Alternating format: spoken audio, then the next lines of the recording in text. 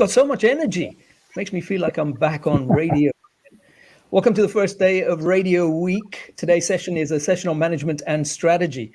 And primarily the big topic, running a successful radio station in the 21st century. And we are delighted to have an exceptional panel of very experienced radio industry professionals to provide their insights today. I'm going to introduce each of them, tell you a little bit about them. Welcome everybody, wherever you are in the world. And thank you for joining us for this Red Tech Radio Week. Hasina Kassem is the managing director of youth radio brand YFM, one of the first radio stations that were super serving young people in Johannesburg, South Africa, launched in the mid-1990s. And within a month of its launch, 600,000 listeners were supporting it. That's an extraordinary achievement. Hasina's been managing this adored youth brand since 2017. And it's a particularly challenging time that Hasina's been thrown this particular opportunity because young people have so much more choice than ever before. It's exactly why we asked her to join the panel. She started a career with CNBC Africa working in legal and HR. There's that legal face we can see now. And then moved to YFM in 2012 as their legal and compliance manager before ascending to the top position. Thank you, Hasina. Ken Benson is co-founder and partner of P1 Media Group. It's been an amazing ride from 1982. Can you believe it, Ken? From 1982, when you worked as a DJ at WBAB in Long Island, New York. Since then, successfully programmed multiple radio stations, including world-famous Z100. Worked at MTV as VP Music Programming, then in research at Pinnacle Media as the Senior VP International Business, and then built Jack FM, Play What We Want brand in the mid-2000s, what we in the radio business like to call the noughties. And what a decade it was. What a career you've had, Ken, and the wisdom and experience of all of that time is what we're calling on today as music radio in particular faces its most challenging years. And Rüdiger Landgraf is the head of strategy and digital at Krone Hit, Austria's largest commercial radio station. He's been in radio since 1991, relative spring chicken then, and has spent the last decade obsessing, quite rightly in my view, your obsession about the superior personalization and customization offered by music streaming services.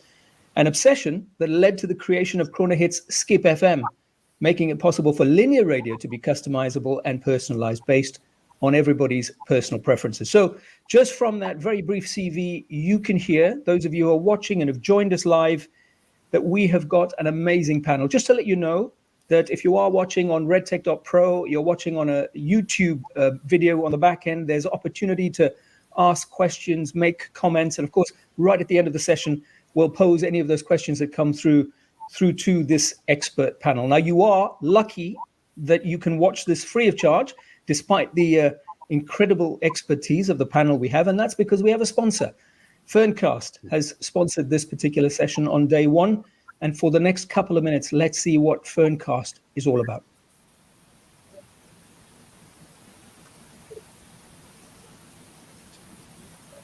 And we're waiting for the video.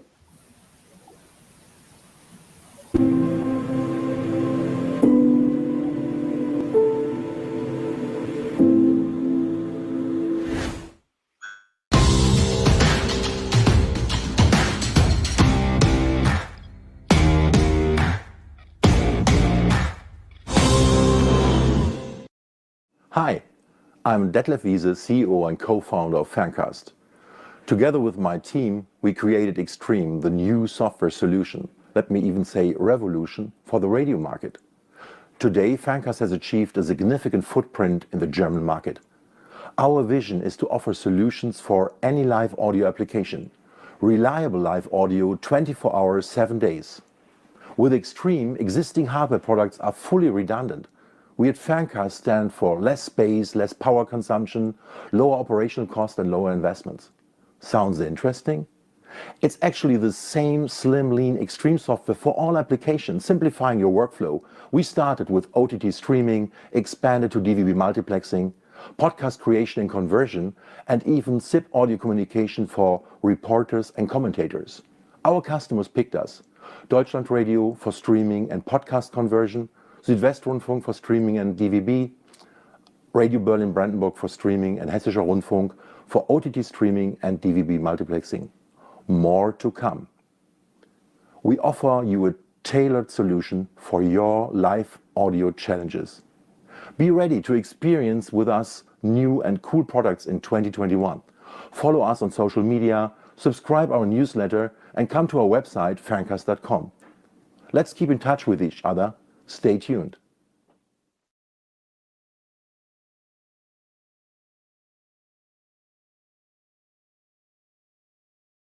And yeah, thank you, Ferncast, for taking care of this for us, for sponsoring today's session. And let's get to it, the challenge. And most of radio's audiences, as we know, people like me, too old, grew up with the habit of radio.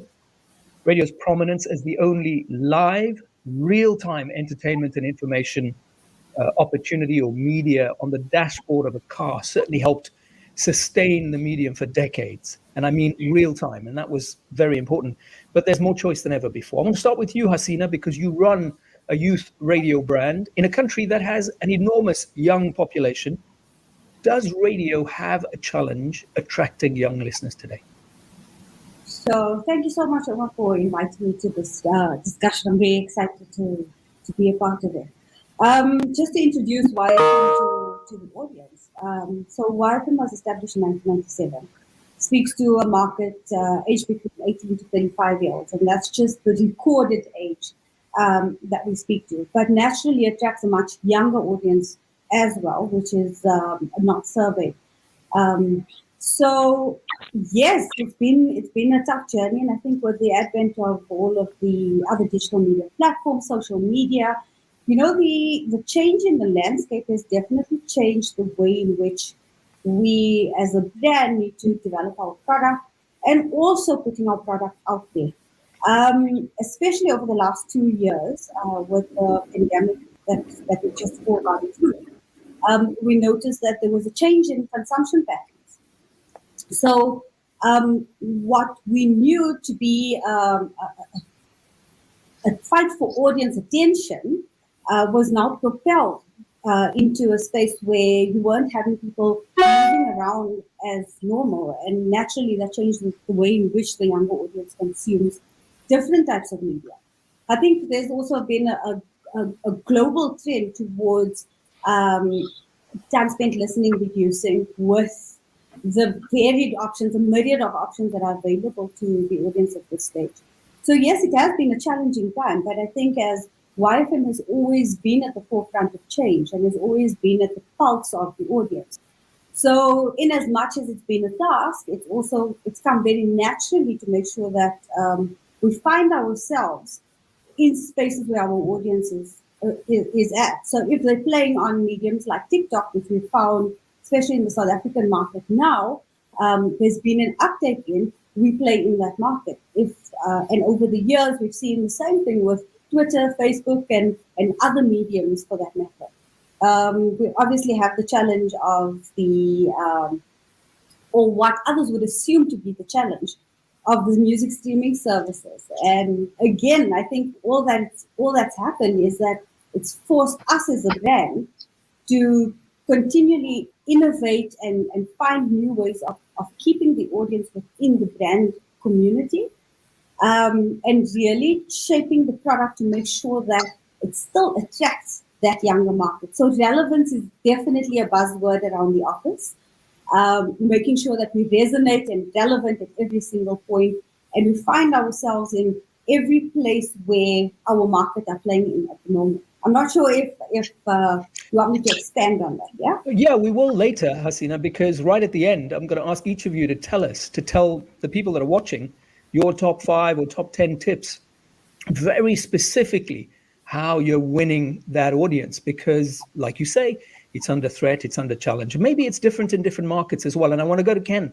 around that. Ken, you work in multiple markets around the world, and maybe you notice variability as well, that in some markets, young people are still interested, still listening to the radio, but certain other markets, more mature markets, maybe that is less the case. Give us some insights.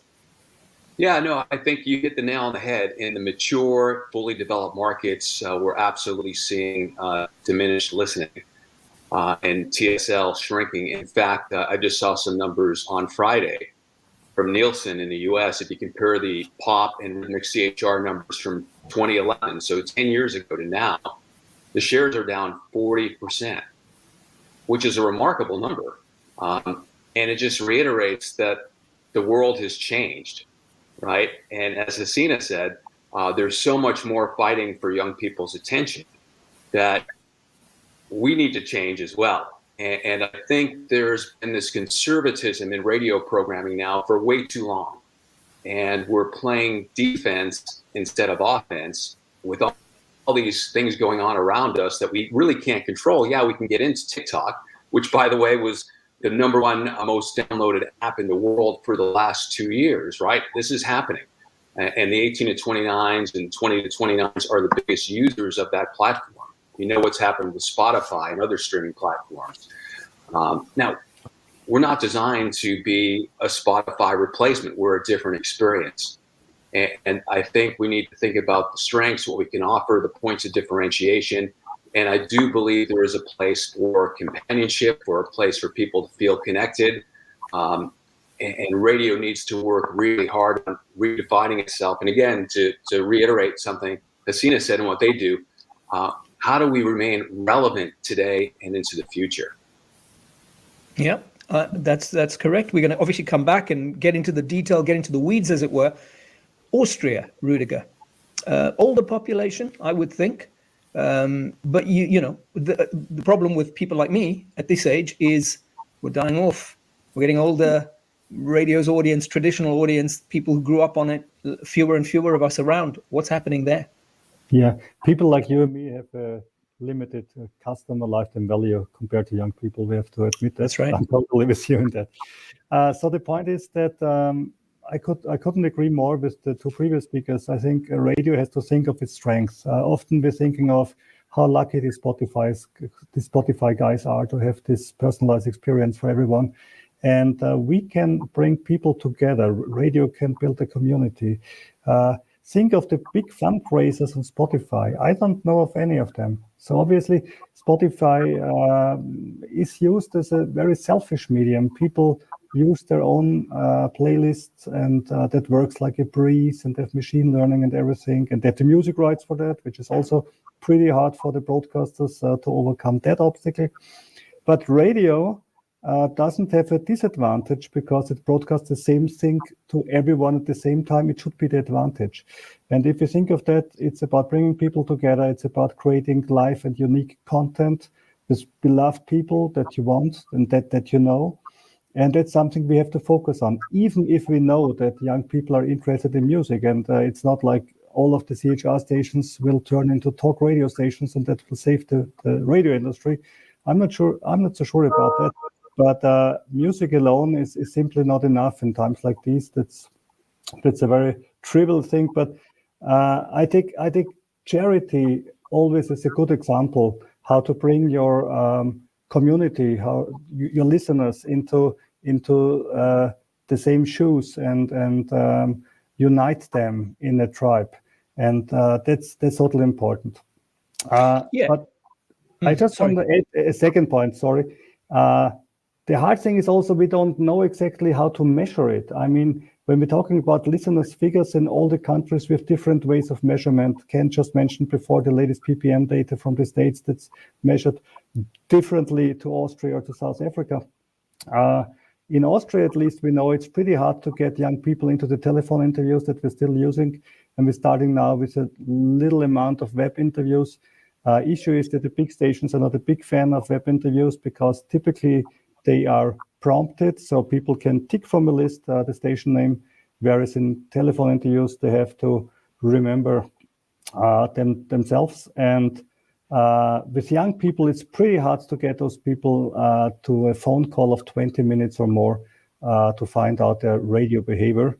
So this is also a big obstacle for the industry in the long run, how to keep our ratings research future-proof. So sorry. No. I'm glad that I was going to talk about that a bit later, but you know, this is it. This is the device that changed the world for radio. But we can all pick it up here. Use your broadband, use your plan, and you can listen through apps and so on and so on.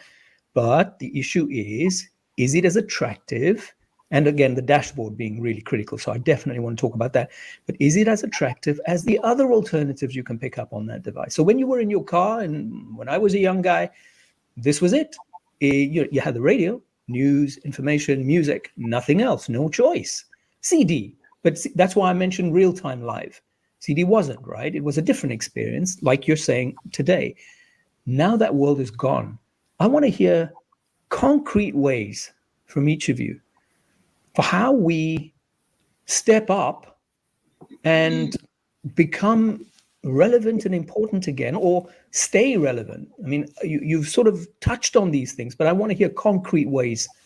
So let's start again. Let's go round again back to you, Hasina. Concrete examples of how you can still own that dashboard when we know generations of vehicles coming now and will soon be everywhere else in the world. It's not your only choice. Radio is not going to be your only choice on that dashboard. Generations of listeners, this is the primary device. And there's so much else that you can get in a queue while waiting for Social Security or whatever it is you're waiting for. Talk to me, Hasina. Okay, so I think Huda actually mentioned something quite important, and it's about what is radio's unique selling point.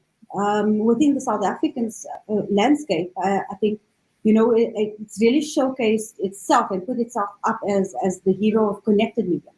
And it's about that personal connection between the listener and the other person on the other side of the mic. And playing to that, I think, is a really important thing. So, yes, you have a myriad of options available. And what we found is that our listeners are obviously still looking for the local type of content that's going to resonate with them. So what we've done, we've launched our app, and it's been 3 years since we've launched the app, and have been actively pushing app listening because, as you said, mobile device listening has increased considerably. And in the South African market, naturally, YFM has one of the biggest audiences on device listening. It's about creating content that they're consuming on other platforms and making it available, and similar content developed by the station itself being available on that platform. So keeping the audience with us, making sure that from a presenter point of view, the presenter is connecting at a level, because largely, that's the difference between radio and any other streaming platform, right? You have someone speaking to you in a language that you understand.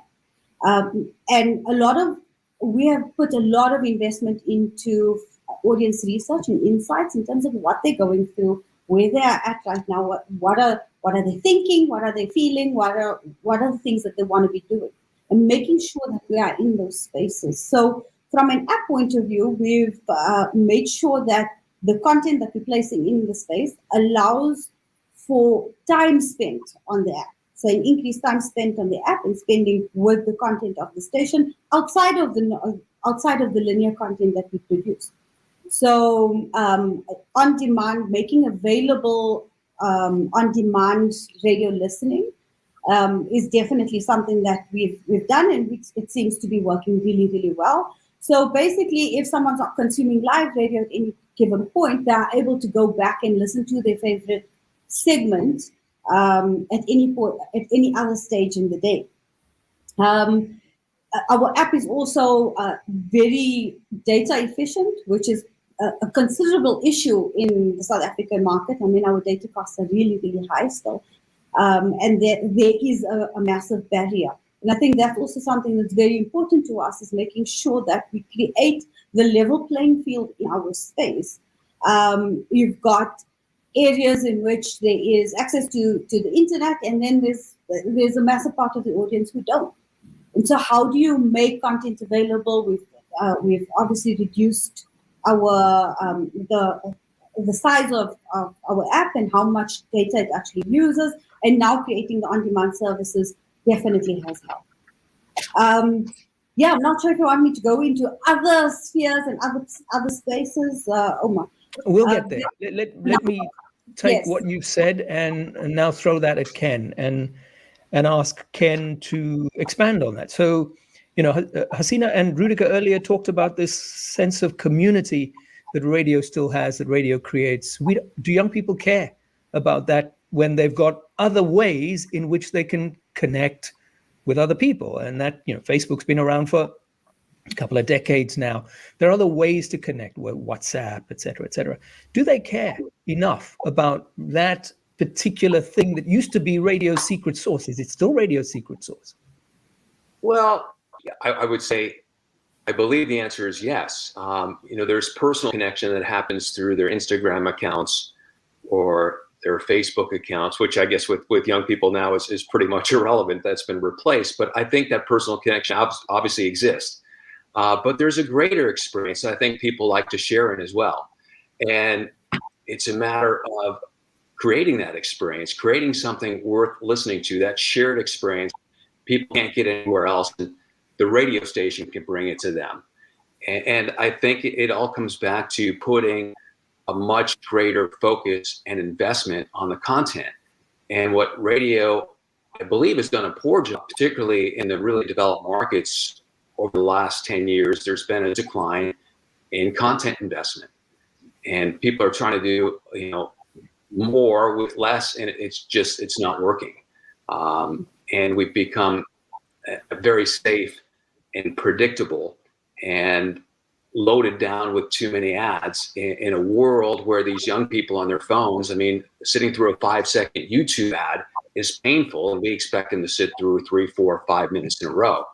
So if we're not offering something outstanding to find and tune to and bring people in, we're not going to make it. So I'm going to, when I cross over to get Rudiger's view, I want you to think, Ken, about exactly where that content investment should be going, in what sorts of areas, because we keep saying this, there is so much content choice. What about what radio produces is going to be unique and interesting to bring young people back to this medium? So just think about that. And I want to go to Rudiger in Austria. One of the things you did to try and create a better experience for younger listeners is it's I guess false to say it was me too when you created Skip FM, but you understood that personalization matters, customization matters to a significant part of the audience. So you created the Skip FM.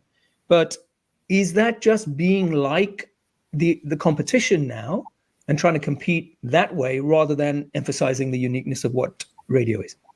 I think you have to do both things. You have to rely on radio strengths, but you cannot deny that the radio usage has shifted to new devices. And I think every device has its own logic. Like a smart speaker, for example, you don't need too much interaction there. People don't say, "Hey, Alexa, skip every 3 seconds." They just are pretty happy with some background sound. It's a different ballgame on smartphones. So I think radio has to adapt to each device, and on smartphones, we need a higher interaction rate. So that's the reason why we created Skip FM. And also a point that's very important, we have to have reliable signal also on mobile devices. And even in Austria, the mobile devices are not that good that I could really stream the 128 kilobit MP3 throughout the city without any dropouts. So we should also try to invest into bandwidth adaptive technology like HLS or Dash instead of this fixed MP3 streaming, which is pretty prehistoric nowadays. But that's just one part of the story. The other part is really what can keep radio relevant. And I'm pretty sure that bringing people together is the important thing. And I give you an example, which is just a small one, but a few months ago, two of my presenters collided with their cars while trying to drive home after a show. And it was great content because it's something that happens to everyone. It was a big struggle, a big quarrel between those two because they, of course, naturally they blamed each other. And it's this thing of tiny little personal stories that are the difference between radio and Spotify. And I think that's again critical. If all you're doing is back announcing, I remember being a DJ and being told, listen, you got 30 seconds, just tell them what song they just heard and what song's coming up, and then move on. Nobody wants to hear what you've got to think or say. And that world, hopefully, is now, increasingly being quashed, and we're told, oh, we want to hear your personality, we want to hear your opinions, we want to know more about you as a textured 3D person and what you think about the world. I'm going to come back to you, Ken, because I'm hoping you've made those notes now, because I get to you just now to push you on. But Hasina, concrete examples, anecdotes, I think are going to be important in this discussion for those that are watching this. They want to know, what do you mean? We're speaking these words, but tell us something that you did that resonated and made an impact, and young people just went wild, and we created some virality as radio, because that's what everybody's talking about. This is viral, this from TikTok, wow, look at it, it's just this meme, that. What are we doing that's going viral? Have we managed to create that kind of excitement that these other platforms seem to be doing, and then creating memes and etc.? Sure. Okay, so I'm going to give you a couple of examples of what we've done over the last while. Just last year, we basically introduced, we got into the podcasting space, and which is an extension of radio programming. And I mean, that did exceptionally well, because there were conversations and discussions with artists and musicians that extended beyond just the usual type of questions. It was about in-depth getting to know the personality behind the music. And again, to the point earlier, it's that connected medium where you're hearing the real story behind a person and the personality that you so love. Very recently as well, we used TikTok as a launch tool for our lineup, which worked really well. There's been a number of other pieces of content that we've done, like we launched a campaign called Be the Next. So in the South African market, and with YFM being the youngest commercial radio station in the country, there's a constant need to nurture new talent. And what we found worked exceptionally well was that we needed the audience to engage a lot more with the radio product that the product that we actually put out as a radio station. So historically, how I think radio talent have always been sourced is looking at community radio stations, looking at campus radio stations as well in finding talent. We also had developed a Y Academy where you nurture raw talent coming from straight out of schooling. What we decided to do last year was change it up a bit and have the audience placing talent on air. So we ran a competition for an entire month where we got a number of demos coming through, and then we got the audience to vote in who they think would be a suitable host for a show. What we found worked incredibly well was that the audience now had a say in who they were putting forward. In the South African market as well, you have this open the industry, as they call it, open up the industry, give people equal opportunity. And having someone from the midst of the audience coming in and winning a show on one of the biggest youth brands in the country was a phenomenal feat for us. The engagement skyrocketed. We actually got sponsorship within 2 days of putting it out into the market. So from a commercial viability point of view, that worked really well. And we realized that developing content from the audience works incredibly well.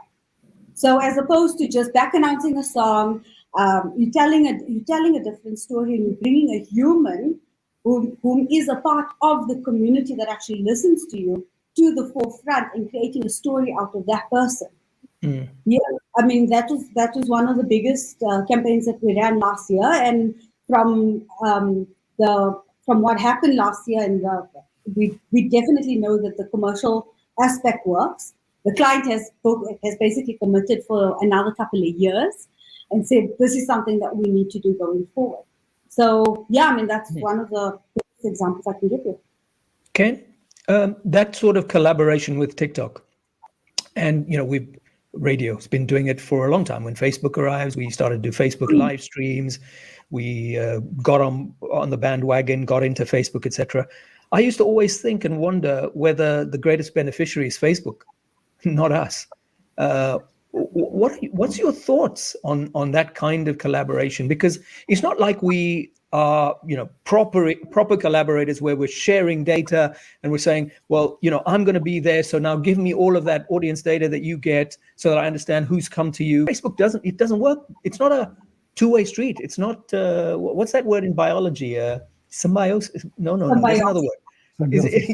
It's parasitic, right? Because one party's benefiting more than the other. But tell me, Ken, what are your thoughts on that?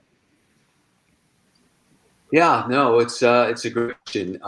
It's TikTok today. Will it be TikTok 2 years from now? Who knows, right? It was Snapchat in the past, and Instagram and Facebook, and so I going too far down the road, then you're in danger of TikTok no longer being the hip, cool, new shiny object that everybody's watching and participating with.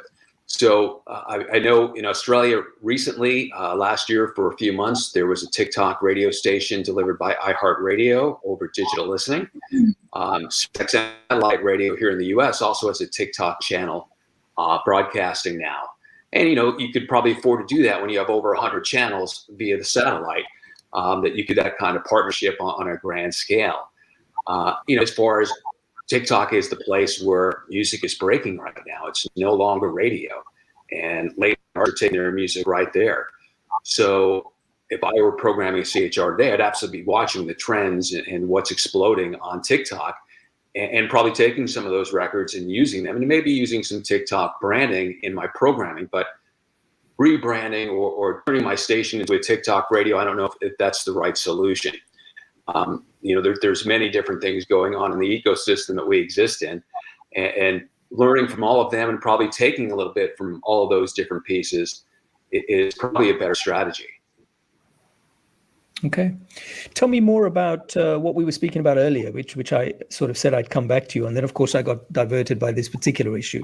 So are there concrete examples you've seen in your travels as P1 Media Group, supporting, helping, assisting so many radio stations, radio groups around the world? Are you seeing specific things, something that struck you, or even mistakes that some are making? I mean, you talked about one here about being careful about how you use some of these social media platforms, but are you seeing some big wins and perhaps some big failures that you can warn those who are watching against, or, support them with based on your travels? Right. Well, probably the thing I see most is most stations are still programming like it's, like you said earlier, pre-smartphone, right? And the world has changed dramatically, especially for young people that they don't know life without a smartphone in their hand. And this is what we're competing against, those really short attention spans. And in fact, there was a study some years ago by Microsoft that says the average human attention span is now 8 seconds. If you look at Twitter stats over the last 10 years, a trending story would be over 24 hours. Now they say a trending story globally lasts 11 minutes, right? It's really changed. And here we are playing music and ads, and we have to offer so much more than that. And today as well, we're in this economy that's transitioning from ad-supported to subscription-supported. And the younger people are leading the charge on subscriptions. Now, how you have a subscription to an FM station, that's a whole nother matter. There's probably ways to do that. I know there's morning shows that are doing things with subscription premium content for their biggest fans, and you can make a lot of money with subscriptions without that many people paying. But the greater question is, since we're really talking about primary stations today in FM, is your station subscription worthy? People had to pay. Is there something on their station they pay to listen to? And I think many stations would fail that litmus test. Music is not enough. That's not going to be the driver. People can get more music, more variety with fewer ads on any streaming service. So the question we ask is, what does your station offer that's unique and recurring, daily or weekly, which cannot be replicated by a competitor and is so interesting and entertaining, people make it a point to listen? I mean, great radio has always had that, but today we're in this content, the golden age of content right now. There's more money being spent on audio and TV and film production than at any point. So there's more competition than ever. And if we don't have something we can put the flag in the ground for, be famous for, that people love, and make it a point to come to your station, your station's in trouble. The challenge, though, Rudiger, is that all that money being spent on audio content, very little of it is from people who've been at the forefront of audio for generations. It's not the radio station spending all of that money. That's totally right. And I think it's always good to invest in programming, especially if you have a strategy first and you know in which direction you want to head. So that's totally okay. But we also have to say that radio still has such high ratings that make it hard to be so tribal like small podcasters are, or social media bubbles are. I mean, even if you look at the biggest podcasters in Germany and Austria, being, for example, Jan Böhmermann on Spotify, a very famous comedian, if you look at the minutes, at his total TSL per week, every radio station would suffer from that. So we are still a little bit haunted in having to find a compromise that doesn't exclude too much, because building a tribe also means excluding other people, and we have to be careful to find the right amount of doing that, not to kill our own ratings. So that's something going on. And let me add a second thing that I think in research we used to look at a specific generation or age group, and we said, okay, this is what they want. And I think we have to look at this in a new way and say, this is what the radio listeners in this age group want. And there's other people who don't listen to the radio anymore. And guess what? I don't program to them. That is a very, very important thing you've just said. And that's at the heart of all strategy, making choices. So you're saying one of the things that radio stations have to come to terms with is that there are people who will never come to the radio. Stop over catering to them, because you lose the loyalists that do love radio. And that's hard to do, I'm sure, because if you're draining audiences and some of those that are leaving you have decided that their passion is the alternatives that are available, do you go after them to try and win them back? Or do you say there must be more like the ones I already have, but I just haven't found them yet? What is the right thing to do here? Rudiger? I think the right thing is not to run after those who have already left radio. And it's easy, for example, to tell in music styles. There is a music style in Austria which is very strong on YouTube, which is German hip hop. And every time we test it towards the radio audience, it doesn't work at all. So obviously there's a huge difference between 17-year-olds who listen to music primarily on the smartphone on YouTube, and among those people of the same age that still listen to radio. And I think we have to try to address those people who stick to radio and do our best job there, because the others obviously are in such small groups that it's really hard for a mass medium to approach them. We can approach them, of course, with some of our spoken word content and also by the personalities we have in the radio. But music-wise, I think they're gone. Ken, how would you respond to that as a strategy, as an approach? Well, I think Rudiger is really on the money. We can't serve every niche out there. We're a mass medium, right? We still need to deliver mass audiences to monetize our radio stations. So, how do we do that? We do that with amazing content. And as I've said multiple times already, it's not the music that's going to deliver that in the numbers we need anymore. So, I've certainly have some thoughts on things we can do there if you'd like me to share a few of those. Yeah, please. That's what people are here for. But, please go ahead. Yeah, we've got to, pretty much tear up the playbook. We need to experiment. We need to do different things. We need to deliver things differently. I still believe, CHR can be, and I guess since we're talking young audience, let's talk CHR, because that's what would affect most of us tuning into this webinar. It's a contextualized, lean in the moment experience.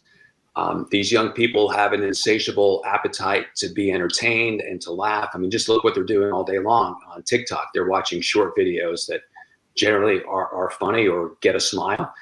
YouTube is much of the same. Obviously, we've got to play the hits and mass appeal records. We're not the place they're going to hear new music. In fact, I think a lot of CHRs make big mistakes when they're talking about, hey, this is the latest from so-and-so. And a lot of your audience heard that record on TikTok 6 months ago. I think the traditional DJ approach, whether it's done or not, I don't know, but I would certainly be experimenting. We know authenticity is kind of a buzzword of the day, and having real people on the air that sound like real people, not hypey DJs, is essential. We need to think about new and different types of features, whether it's a listener-hosted playlist, maybe a late-night podcast feature, a Spotify playlist. I think something that radio used to do a fairly good job at and is become jukeboxes, but you think about what the pandemic has done to young people, particularly. There's a lot of young people that are very afraid, depressed. Their lives have been put on hold. And, here we're this fun radio station making people laugh and playing music all the time. It might make sense to experiment.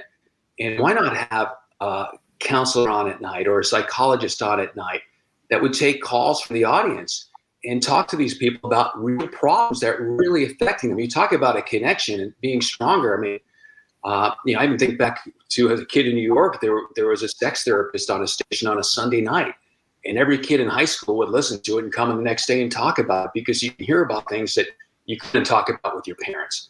You couldn't really talk about your friends because you didn't know. But we've got to think about making a much more meaningful connection with the audience and being a place that's not just fun and entertainment, but a place that really reflects their entire life. So I think those are a few things that I'd at least be thinking about as you try and reinvent for today's audience. Thank you, Ken. To Hasina, you talked, I want to take this back from just segueing, to use that lovely word from our industry, to you, Hasina, recruitment. So you talked about doing this sort of reality show way of bringing new DJs in, but are you recruiting from different places now? Because people are so, their ambitions are different. They used to want to be radio DJs, now they want to be TikTok stars or YouTube stars and that sort of thing. Are you recruiting from different places than you would have done 5 years ago? So yes, there's definitely a move towards that. But as you know, Omar, there's a very specific talent that you look for in broadcast, in a broadcaster, in a true broadcaster. And so we generally, we do have a struggle when it comes to taking a TV personality and shoving them in front of the TV, mic. but that's so 20th century. Why are you even talking about TV? No, I'm just saying in terms of from and you can take like we've recently, so at our launch, we actually did a brand refresh launch in October. And what we did was we partnered with the likes of TikTok to do a live stream from there. Taking a personality and a talent from that is really big on the TikTok platform, a South African local, very relevant someone, and teaming her up with our breakfast co-host, we worked really, really well. And so that's obviously triggered for us. How do we go and make sure that you're creating broadcasters? Because it's very important for us to make sure that you are developing a broadcaster from talent that exists in other spaces. So yes, there's definitely a view to getting talent from other spaces, as opposed to taking a broadcaster and trying to plug them into different platforms. It doesn't always work. The authenticity is that Ken was speaking about now is a really big thing for us as well. And you're speaking to an audience who are so real, who get and understand what radio is. So even through our focus groups, historically you wouldn't find the audience understanding when a jingle would play, how commercial content is integrated into normal content, and they get all of that. They're a very smart audience, and so authenticity is really important. And making sure that you're bringing raw talent or raw conversations across. I know I'm digressing now, but just to touch on something earlier that was also mentioned was around, making sure that your content is also not just an upbeat, let's talk about the entertainment industry and really tap into what young people are really thinking about. So something that we did through the pandemic, noticing that there was obviously a shift also specifically from a mental health point of view, was we decided to introduce a once a week talk show, or talk hour or talk 2 hours during the week, which is introducing just a completely new program into our lineup. And what we found was the uptake was so massive, and there was definitely a need to speak about real issues. And what that led to was, over this last programming year, we then introduced it on a daily basis. And you can see that it's helping. It helps the community. It helps our audiences. And basically, that's what attaches them to the brand. Because now they've got a brand, a youth brand, that not only speaks to them musically, which is predominantly why they come to the station. They come for the music, they come for the entertainment. But now they've got, personalities that connect with them in terms of what they're going through in their day-to-day lives. Understand their mental health. They understand the struggles from an unemployment point of view, which is something that's quite rife in the South African market. So it's really, there's a fine balance that we've had to strike over the last few years between going the very tribal niche market, which is where I found we were heading, just to sort of avoid being the run-of-the-mill radio station, right?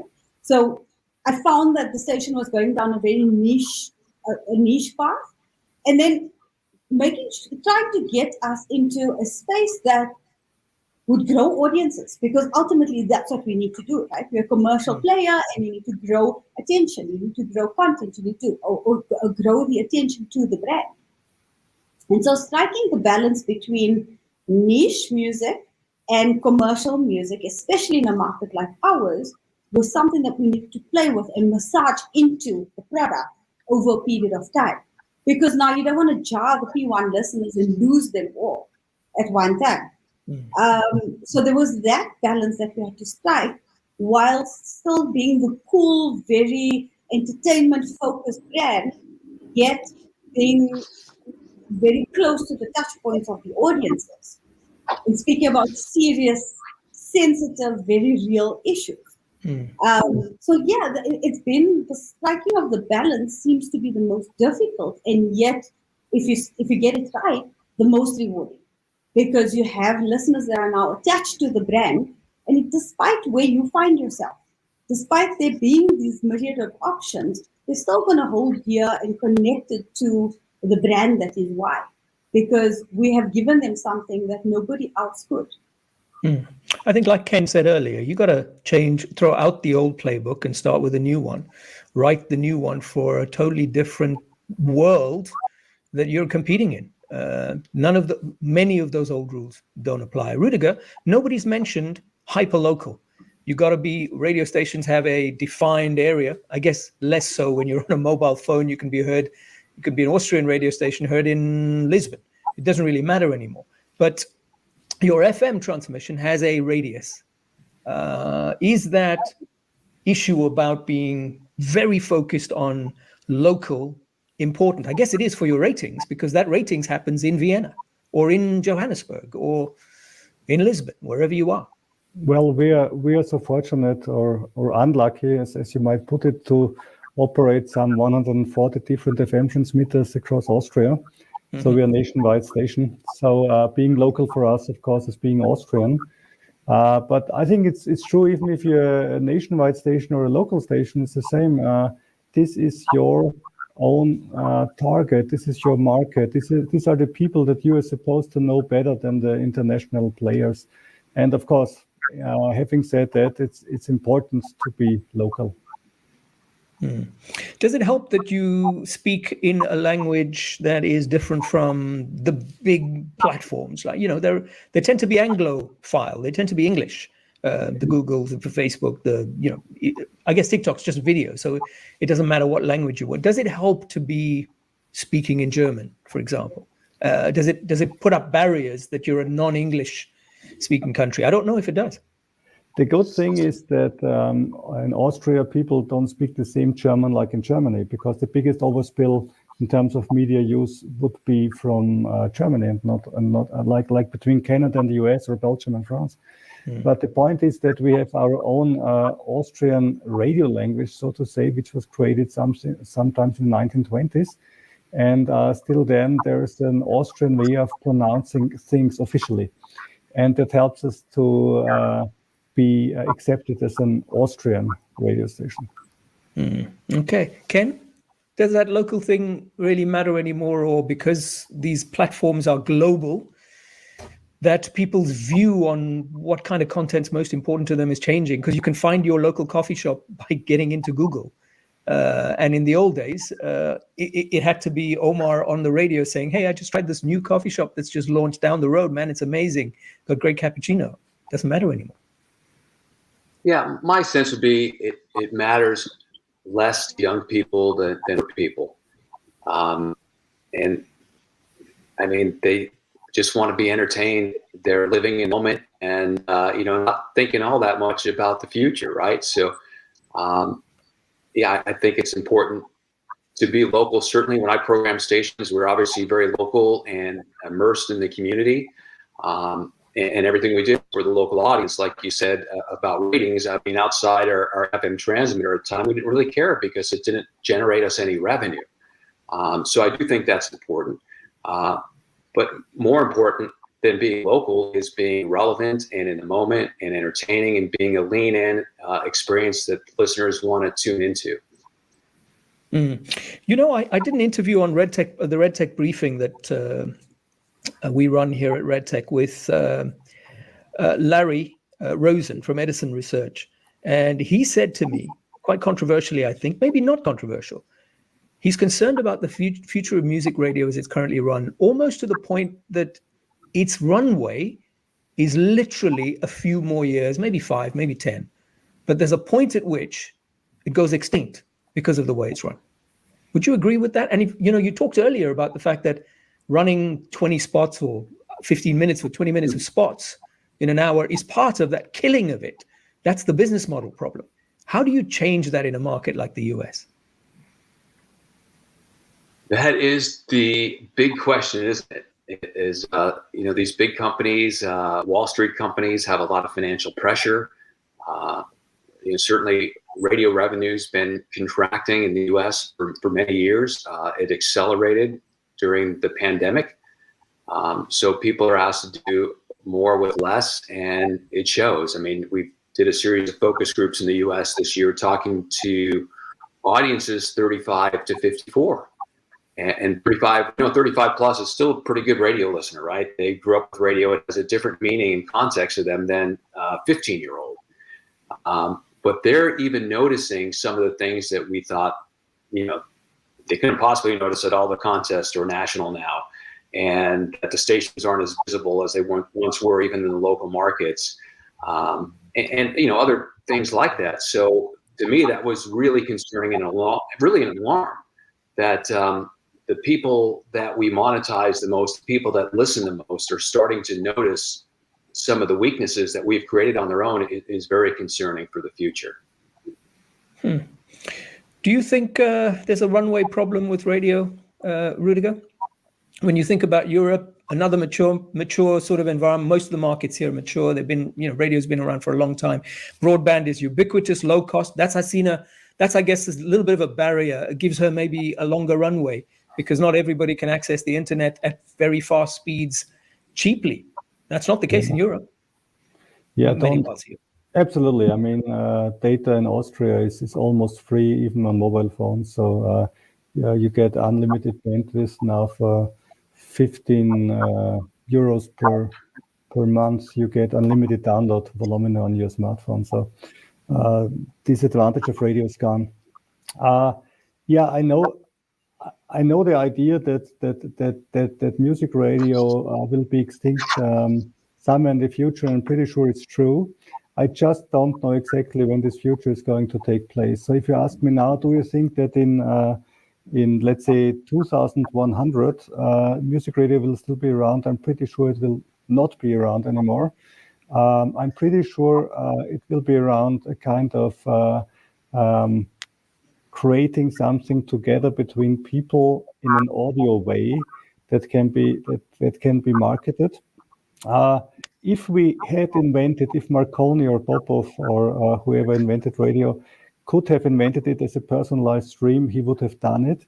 So a lot of the stuff we learned in radio is how to overcome technical obstacles that this kind of broadcasting brings us. And a lot of the art we learned in that, like how to program a clock and everything, is obviously pretty obsolete in streaming days. And we have to face that. I mean, a lot of the stuff we know we don't need anymore. It's just like that. But what we also know and what we also have learned is how to influence people and how to really get under their skin and how to give them goosebumps by radio moments. And this part of our knowledge will never be devaluated. Okay, we're almost at an end. There are a couple more issues I want to deal with. One, remember, you guys are going to give these sort of 6, 5, 3, whatever you've got, great tips for those that are watching. So make sure that you're preparing that. But before we get to that last bit, and remember, we've got the extra window of 15 minutes. What I wanted to ask about is that measurement thing that Rudiger brought up very early on. Even today, apart from the fact that, with telephone surveys, young people don't have 20 minutes to answer what they might think are inane questions. But measurement seems to be very much caught in a very different century, because our listeners are listening on different devices. They're listening at different types of the day. Catch up, for example. And, you mentioned it, Hasina. People can listen whenever they want. They miss the morning show. They like the personalities. They're listening at 6 p.m., not at 6 a.m. But that's not captured necessarily because of the way questions are framed, in terms of the way surveys are done. Are we missing? How do we change this, the way ratings are done, so that perhaps they're more accurate? Because people are listening to morning shows at different times. They're listening to finance shows in the morning on the way to, it was last night's show, but it's plugged into their car and they're catching it the next day. Are we losing listeners because of the way our rating systems currently are structured, Ken? Well, there's so many different rating systems in different countries around the world. So, some is recall, some is meter, some is people knocking on doors. I mean, it really varies significantly. Are we losing listening? I would say in most cases, yes. Just finding people to participate in surveys now is more and more challenging. The rating companies have the exact same challenges. The samples get smaller and smaller. With the portable people meter in the US, which actually measures undetectable code in the signal, it's actually picking up real, I don't know if it's real listening, but it's real exposure to audio, right? Whatever it's picking up with that decoded signal. I mean, you walk into a convenience store and you pick up a station you don't even listen to, but it picked it up for the 3 or 5 minutes you're in the shop, and that station is getting credit for that. I mean, the answer is no. I don't think there is a great system at the moment. There's experimentation going on, and I hope we find a better way to measure audio more accurately. But the big concern now, and particularly in some of these PPM markets, and even major markets like Los Angeles, hear programmers all the time talking about the influence 1 or 2 meters can have on the outcome of your station. It's unbelievable. And if you get those couple of meters falling your way, you can look fantastic. And as soon as the sample changes and a couple of those meters may fall out, you can look awful with no significant change to your product, with no major change to the competitive environment. And you sit there, wondering, what's real, what's not, and the ramifications it has for revenue are immense. So there's got to be a better way. Hasina? So we've, just very recently, South Africa is a little bit further behind. We've recently just come out of diary audience measurement. and have introduced the CATI interviews as well as MediaCell. And so we are still awaiting a full 6 month worth of data from the CATI, and then introducing MediaCell research into our currency come March this year.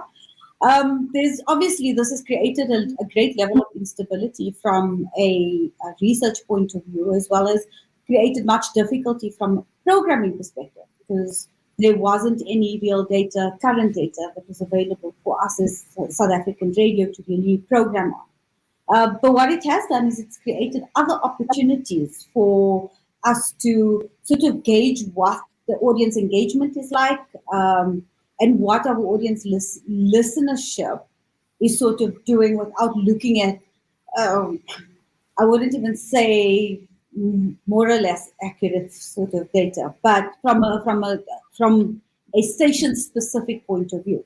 And just to give you an example, I mean, we've used our own digital analytics to identify what our audience is doing at any particular time. We've used our streaming numbers as an indication of whether or not certain day parts are actually working better than others. So yeah, we've actually found ourselves in a very precarious situation and having to find really creative ways of showcasing return on investment to the client base, as well as making programming decisions. But yeah, I'm very hopeful and quite confident that in the coming months there'll be introduction of new ways and new forms of audience measurement. Rudiger, until it's real time, is it ever going to be good enough? It means good enough for what? I think that radio ratings we're using are primarily for marketing purposes to prove that we have good audience and also very competitive CPM, and that's the main thing. It's a measurement that the ratings agencies are used to, and it kind of works for them. Even if they all make their own research aside, still the belief in the official ratings is really high, and I think that's good for the industry, and we need that. Having said that, it shows clearly that for a radio station, it's totally important to bring your own listeners through the entry gate of these official ratings. And the entry gate in Austria is simply the question, do you have 20 minutes of time to talk about your radio behavior? And not very surprising, most of the people have better things to do, other than those that work in radio, of course. When I'm called, I would participate anytime. That's cool. So give them reasons to go through this entry gate means also make your own brand for them a love brand, so that they have the feeling they can give you something back when they are called. You entertain them 365 days a year. So probably if once a year they're called and they can give you 20 minutes back, might make sense. Okay, well, let's round up now. Firstly, let's just take a compliment for all of you. Suman Basnat, excellent session, very well moderated. Well, maybe I shouldn't have said that bit, but he's clearly delighted with the sort of stuff you guys are feeding all of the audiences that are watching, which is great to see. It means that your time is well spent this morning, in your case, Ken, and of course the afternoon for the rest of you. Let's round up by giving the people who are watching those tips that you have for them to run a radio station in the 21st century, the most competitive era we've ever seen in our lives, and the risk of young people not building a radio habit. Let's start with you, Hasina. Okay, so for me, I think collaboration is key. Identifying good brands that you can collaborate with. Not being afraid of new technologies and new platforms that are coming around, and finding ways to actually integrate into those spaces that speak to your audience, so that they can see you. I think from our perspective, becoming and cementing ourselves as a content brand, and a relevant content brand is key. I do think that a lot of players within the South African market are following the same path, and that is what's going to keep radio alive for us for a while longer. I from a commercial point of view, radio is still very, very relevant in our South African landscape. And but using other platforms as a complementary tool to radio is probably the most important thing, and not doing it the other way around. Thank you, Hasina. Rudiger? Number one, take risks. It's pretty hard to be successful if you just try to play it safe. I'll give you an example. In Austria, we have a big discussion about the mandatory corona vaccination, and we will be the first country, I think, in the world that will have that for almost the entire population, age 18 plus. So, as you can imagine, it was a big topic, and we related our biggest promotion to the corona vaccination and said we doubled the price if you're vaccinated. And of course, it was utterly polarizing, and many people hated us for that, especially on Facebook. But in terms of people participating, I shall say it was pretty good.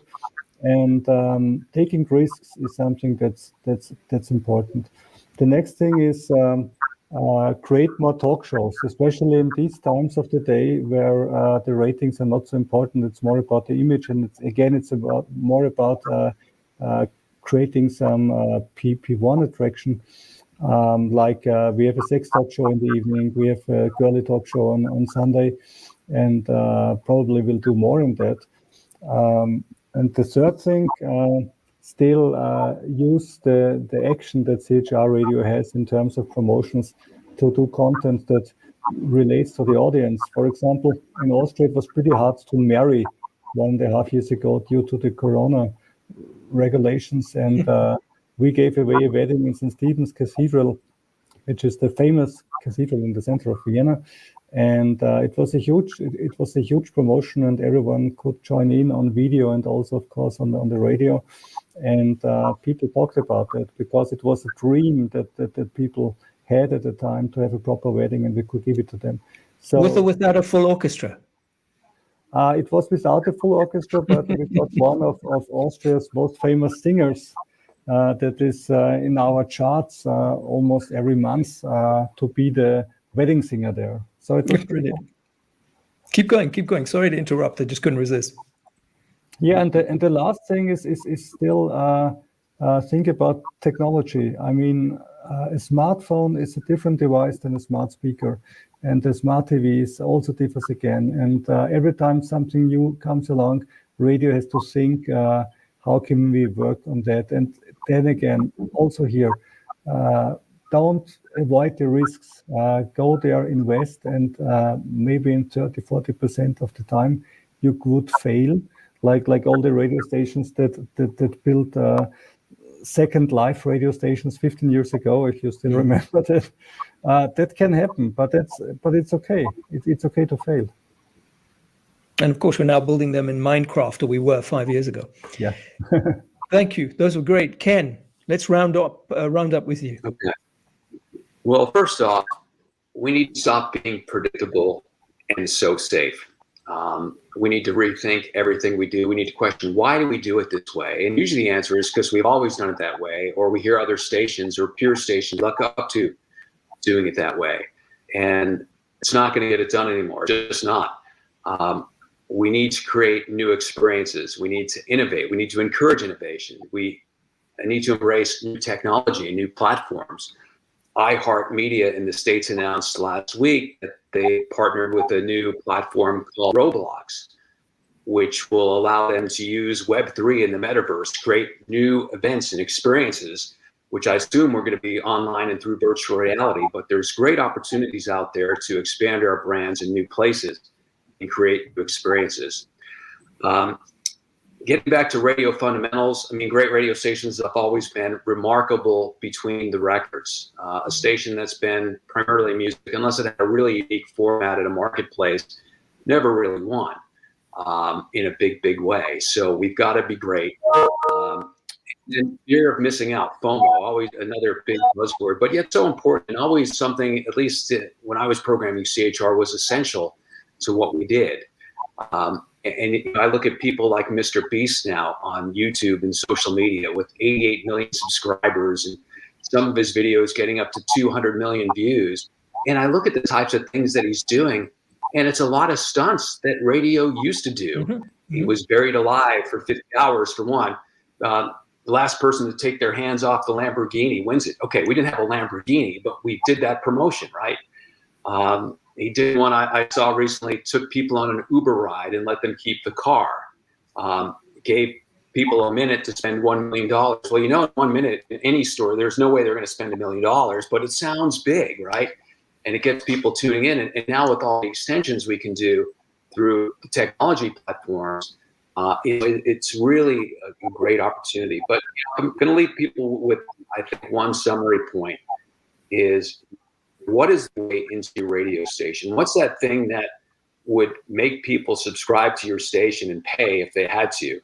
And again, I think if we can't answer that question, we better find something quick, or, you know, we're just going to get lost in that clutter out there, because there's more now than ever.